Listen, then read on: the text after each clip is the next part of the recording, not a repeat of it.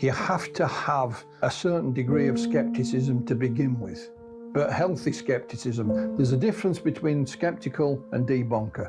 Debunker will just say, it cannot be, therefore it isn't, and dismiss it. A skeptic will say, well, I think there may be something to it, but I need to prove it first, or disprove it. So whenever someone reports a sighting to me or sends me a piece of film or a photograph, you know that the chances are that there's an answer to it. It's just a question of finding it. Some are quite obvious, because you know at certain times of year they've got bright stars and planets, and some people will misidentify them. If somebody said it had red and green flashing lights on it, it's more than likely to be an aeroplane, and so on. There are a few hoaxes, you know, mixed in for good measure. But out of all of this, every now and again, there is a little gem that comes along, there's a little nugget that is not that easy to explain.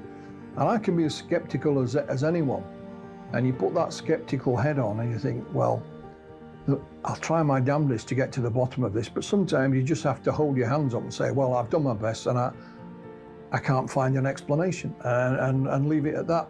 And I look upon a role as a UFO investigator is to document this information as the best way you can.